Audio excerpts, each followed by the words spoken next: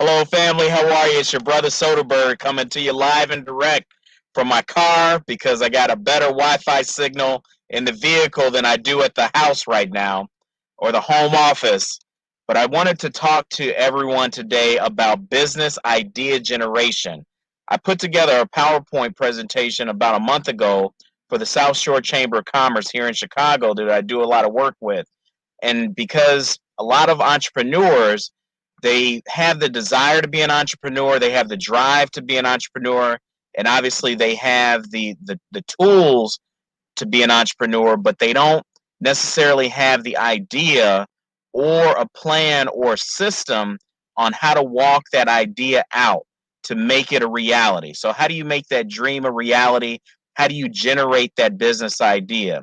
So, I'm going to share my screen. I'm going to walk through a very brief PowerPoint presentation that relates to business idea generation. We call it the Entrepreneur Launchpad. So, I'm sharing my screen with you, and then we're going to go through these slides together. And then as we go through the slides, we will we will definitely get some great information on what steps we need to take as entrepreneurs to build our ideas. So let me get this up for you. Bear with me.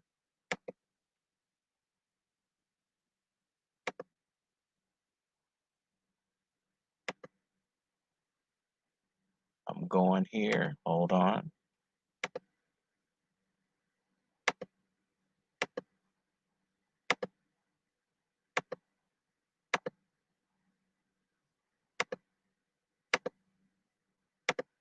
Here we go.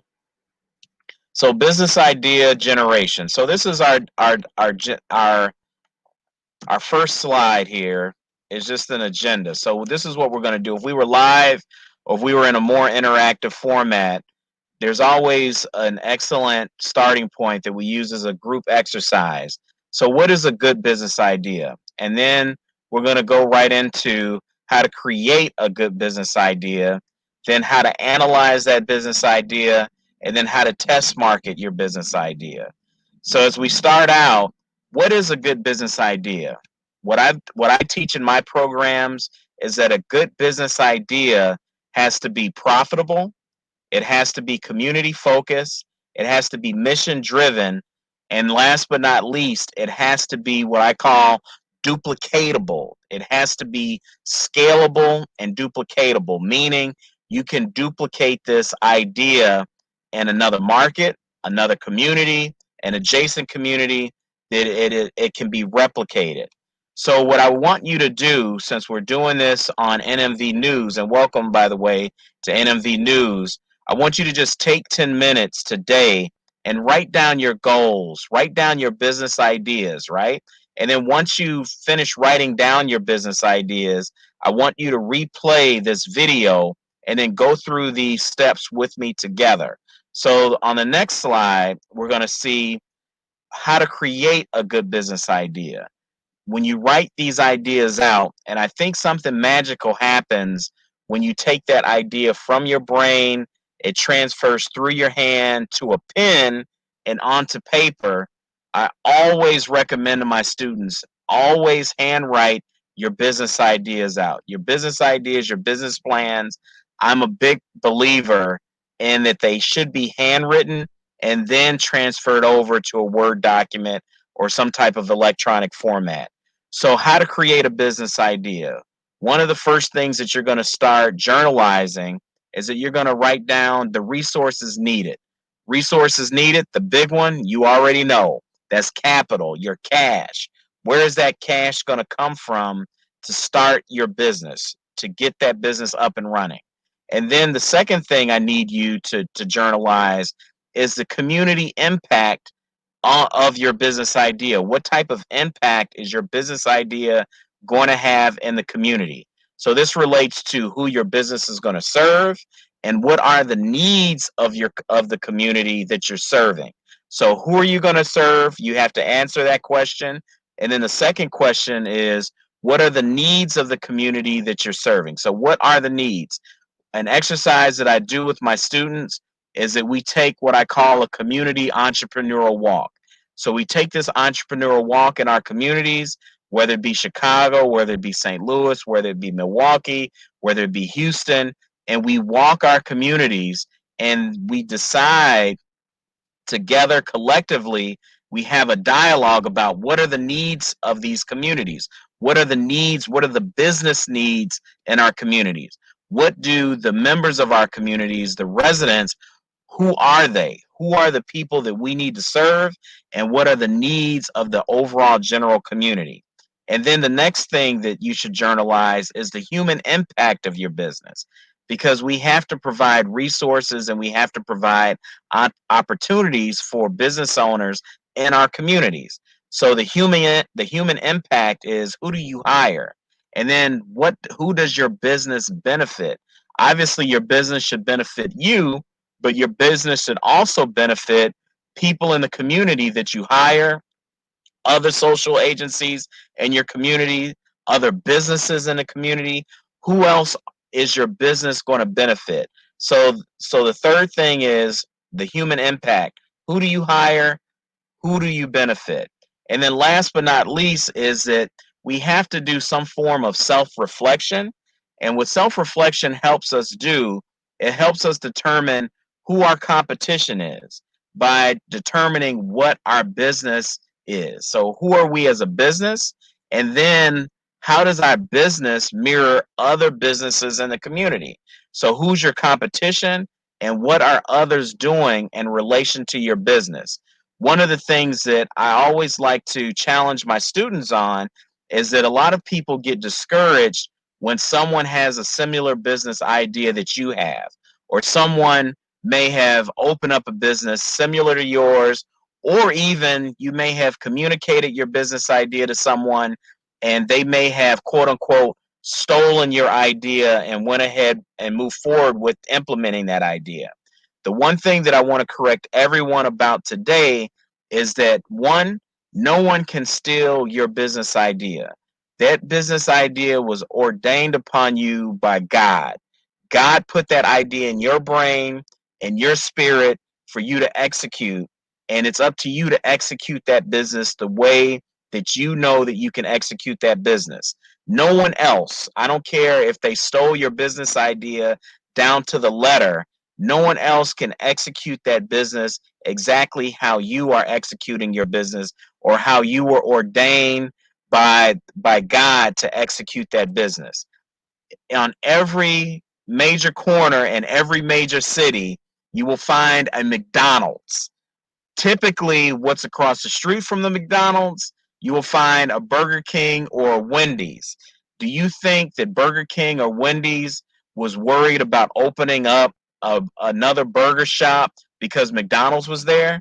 Do you think McDonald's worries about Burger King or Wendy's coming in across the street because they had opened up there first?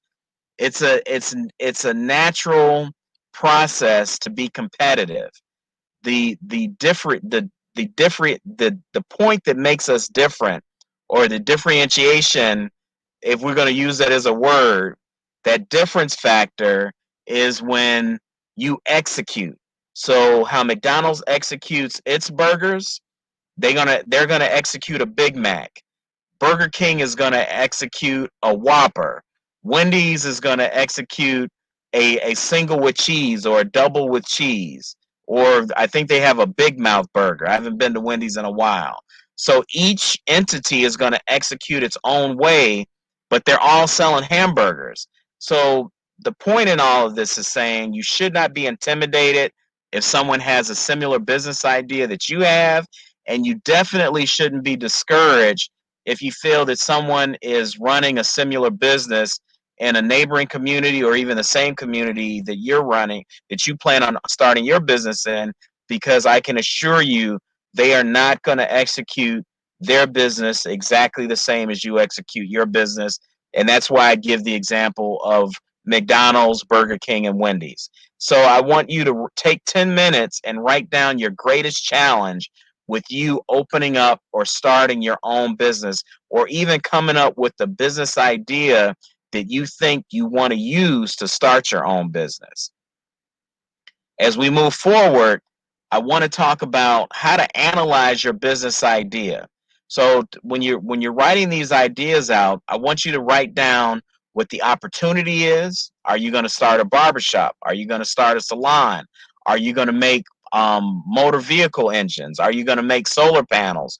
Are you going to create something that's outside the box? Are you going to open up a restaurant?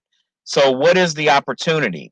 One of the things as entrepreneurs that we have to reflect about, we have to be honest with ourselves about, is what are your qualifications to take advantage of that opportunity? So, what does your resume look like in relation to the business that you're trying to start? So, what I mean by that is if you're going to open up a restaurant, do you have any cooking or chef experience? Did you go to cooking school? Did you go to culinary school? What makes you qualified to open up that restaurant? How is that relatable? How do you tie in your personal qualifications to the opportunity that you're starting? So once you have that opportunity, once you have the qualifications, then you start walking out the business idea. So what makes your business idea, that execution, different from what other people or other businesses are doing in your community or in a neighboring community? And then this goes back to one of the first exercises that I challenge you to complete is what are your resources? Who do you have to rely on to raise capital, to raise cash so that you can launch your business? And then this ties back into the previous exercise of what are the community needs? What are the human needs? And then last but not least, looking back in the mirror and reflecting on you yourself as an entrepreneur. So you're going to write out your opportunity. You're going to write out your qualifications to execute that opportunity. You're going to dope out that idea further on what differentiates you from the next business owner. What are your resources? How are you going to raise that capital? And people, please don't always put down the bank. We need to be more creative, and we know that banks do not support our business ideas, especially startup business ideas in our neighborhoods. And then one of the probably the most important thing to ensure the long-term success of your business is what does the community need? A lot of people open businesses or they bring businesses to the community based on something that they want, based on something that they want to do. As a matter of fact, I'll just share a brief story with you. I had a consultant opportunity where a group wanted to bring a brewery to a certain neighborhood in Chicago. And what we found was, even though that this group was very passionate about bringing a brewery restaurant to this neighborhood in Chicago did not want a brewery restaurant. They actually preferred to drink wine over beer.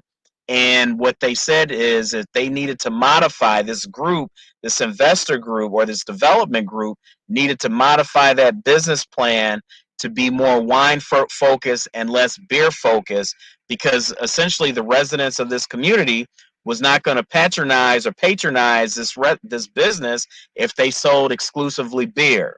So they wanted them to be more of a wine focused business. This developer group, their feelings were a little hurt because they wanted to open up a brewery. They didn't want to open up a winery. So it comes down to you reflecting and saying, hey, is this something that the community needs, or is this something that I need? And I can assure you your long-term success is going to be a business that focuses on the community needs and not your needs or what you want to do. And then obviously the human needs, hiring, providing opportunities, providing jobs for people. And then again, I can't stress this enough, the self-reflection process and looking in that entrepreneurial mirror and to make sure that you're walking this out to yourself in a systematic fashion, that you're writing everything down. And then as we go to how to test market your business idea, I've taken this and kind of brought this together from a combination of different sources. So there's an excellent book called The One Page Marketing Plan. And so this idea is a modified version of what comes out of that book. But what I wanted to do is I wanted to be able to have a qualitative measurement as well as a quantitative measurement, and that quantitative measurement ties right back into profitability. So how do you test market your business idea?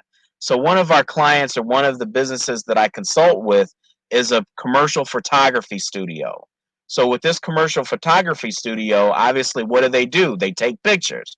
So the exercise that I gave them is, let's determine how to test which area of their business is the most fulfilling and rewarding to them personally, as well as professionally, as well as from a profit standpoint. So what they did was we broke it down into quadrants where we have four different lines of business. The first line of business is the wedding business that this studio does. Then the studio also does corporate photography. They do photojournalism for newspapers and magazines. And then last but not least, they do family portraits. So as we go through this matrix, or this rubric, or this measurement, or this test, we see that there are three main components that tie back into everything else that I asked you to do. And the first component of this test market is the personal fulfillment. So everything is going to be weighted on a scale of 1 to 10, and then you're going to total that scale with a total score. So weddings, you can see the personal fulfillment was a 5 out of 10. The value to the community, which is so critical, is a 7 out of 10. And the profit margin is a 9 out of 10. So you'll see that weddings total out at 21 points. Okay, so weddings, we've assigned 21 points to weddings. Photojournalism, personal fulfillment, a 9. Value to the community, a 7. Profit margin, there's not that much profit in photojournalism, so that has a total score of 18 points. Then we move to corporate photography. Personal fulfillment, that's a 3. Value to the community, they rated that as a 6. Profit margin, that's a 9. Total score for corporate photography is an 18. So 18 points for corporate photography. And then last but not least, family portraits. The artists that work at the studio, they find great personal fulfillment in doing family portraits here in the community. The value to the community is high. They scored that at an 8. The profit margin is also high. They scored that at a 9. So what they found is the total score for family portraits is 26 points out of the three criteria that we laid out for them, which is personal fulfillment, value to the community, and the profit margin. So the next slide is, we're going to calculate the profit margin. But before I go to the next slide, I just want to break this down for you a little bit better, because now with this professional photography studio, what they can do is they can now look to marketing and focusing more of their business efforts or sales efforts in securing family portrait work. So what they're going to do is they're going to reduce some of the photojournalism work that they do, because the profit margin isn't as strong as family portraits. You could see that they're also potentially going to reduce some of the wedding work that they do, because the personal fulfillment is lower. And then obviously corporate photography is the lowest in regards to personal fulfillment, but it's also high in relation to profit margin. So family portraits is by far the winner out of the four lines of business that this commercial photography studio employs. So they're going to focus more on attracting more family portrait business, how to market to get more family portrait business is their goal. And that was the recommendation by doing this simple test market for their business idea. So now a lot of people get confused and intimidated when we talk about profit margin. So why did I add profit margin into this whole mix? Because when you think about how this whole test market matrix was created. It was created by a guy by the name of Dr. Frank Kern. He was a NASA engineer. So he wanted to be able to help us identify our target markets. And so he came up with this PVP model, and I tweaked it a little bit because the PVP model ties back into personal fulfillment, which you saw, the value to the community, and then also profitability. So when we look to profitability, how do we calculate our profit margin? Profit margin is calculated by subtracting your total cost from your revenue, then dividing that number by your revenue. So let's just say, for example, our total cost was our total revenue, our revenue was $300. Then our total cost was $165. We take that number and then we divide that again by 300. So we divide it again by the revenue. So that gives us a 45% profit margin. So we take 45% profit margin. So let me just back up a little bit. So our total revenue was $300. Our total cost was $165. We subtract the 165 from the 300. Then we divide that by the 300 by the revenue again, and that gives us a 45% profit margin. So what does that mean?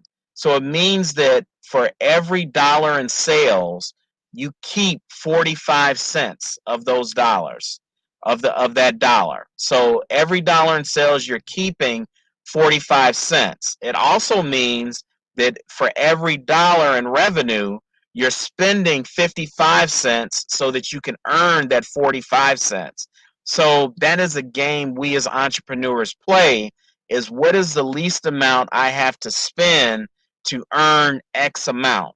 So we have to play the profit margin game, and we have to factor in profit margin when we start doing business idea generation, because at the end of the day, unless you're starting a not-for-profit, and even if you're starting a not-for-profit, you still want to generate enough revenue that's going to cover your total cost. So as we wrap up today, when we look at how to test market your business idea, and I'll back up and show you the previous slide so that you can see how this all ties together.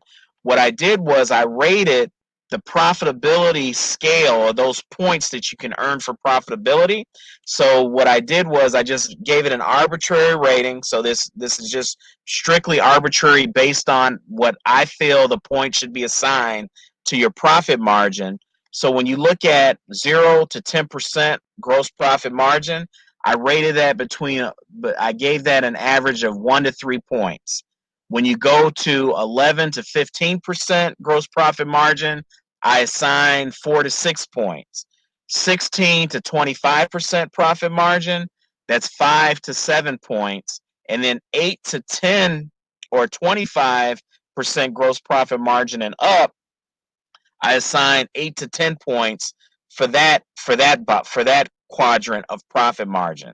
So now let me just go back up to the viability matrix, or to this test market tool, and we can see this very clearly now that when we look at this. So now we know for weddings, the profit margin is a 9. So that has to be over 20. Hold on, let me jump back. That has to be over 25% in profit margin that they were pulling down for weddings. Also, for photojournalism, it's a profit margin of 2. So that means that the profit margin was below 10% for photojournalism.